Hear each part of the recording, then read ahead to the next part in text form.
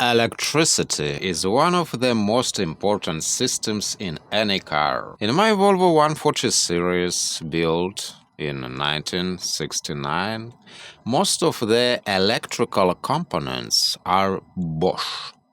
Understanding how this car's electrical system works is not only useful for repairs, but also an excellent foundation for anyone who wants electrician training. Patrick's Garage. Electricity in a car does many jobs. It starts the engine when I turn the ignition key. It produces the spark that ignites the air-fuel mixture inside the cylinders. It runs the headlights, the gauges, the heater fan, and even the radio. Without electricity, a car like the Volvo 140 series simply wouldn't run. So what is electricity? Nobody has ever seen an electron with naked eye, but we know that electricity is made of countless tiny particles called electrons. They are present in every material. For example, in a small piece of iron, there are billions upon billions of electrons. Normally, electrons stay locked in the atoms that make up matter. But when we force them to move in the same direction, we create electric current. Current flow is what makes the car electrical system come alive. In the Volvo 140 series, the job of the battery and the Bosch Alternator is to keep electrons moving in a steady path. When many electrons move, the current is high. When only a few move, the current is low. We measure this flow in amperes or amps.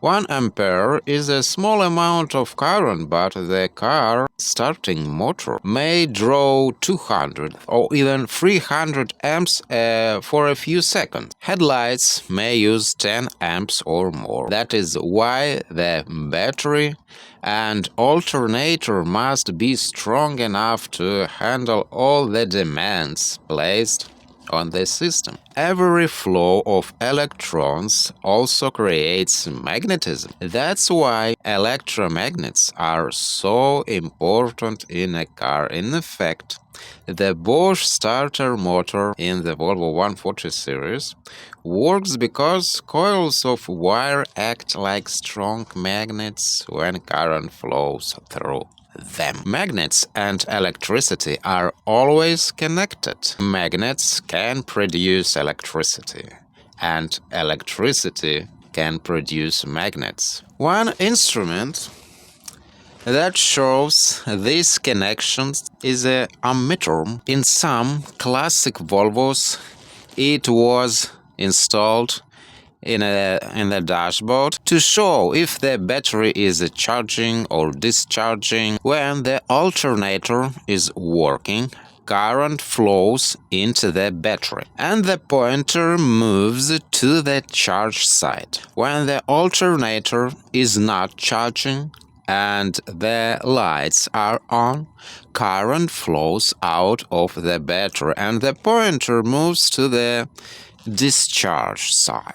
Now let's talk about voltage. Voltage is like electrical pressure, the push that makes electrons move. A fully charged car battery in the Volvo 140 series has about 12 volts. That is considered a low pressure compared to the spark plugs, where the ignition coil boosts the voltage to more than 30,000 volts.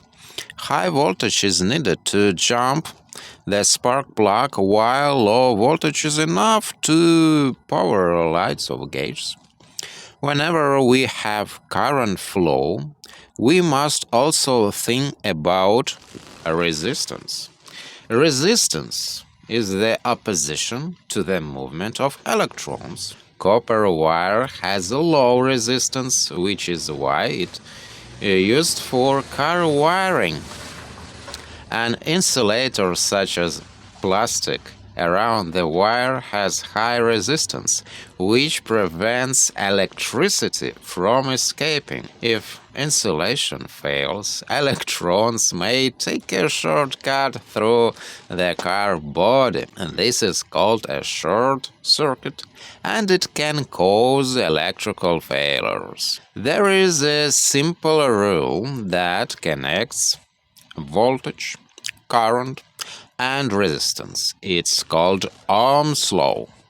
It says that voltage equals current times resistance. This law applies everywhere. Whether we are testing the Bosch Alternator on a Volvo 140 series or diagnosing a headlight circuit in any car, when resistance increases, current decreases. When voltage increases, current increases. For car electricians, this is the most important relationship to understand. Another key idea is the return path of electricity. In the Volvo 140 series, like in most cars, the metal body and frame act as the ground circuit. Instead of running a separate wire back to the battery for every device, engineers use the car body as the return path. That is why we say a car has a one-wire system. Power goes out through a wire to device such as headlamp and returns through the car body back to the battery. Good ground connections are critical in every classic car. Most of the world's electricity is alternating current, or AC. That's the type you use in your home, and it changes direction 60 times per second. But the Volvo 140 series cannot use alternating current. The battery and all electrical devices in the car require direct current or DC. The Bosch Alternator solves this by generating alternating current and then converting it into direct current with the help of diodes. This way, the car has a steady supply of 12-volt DC power to run everything.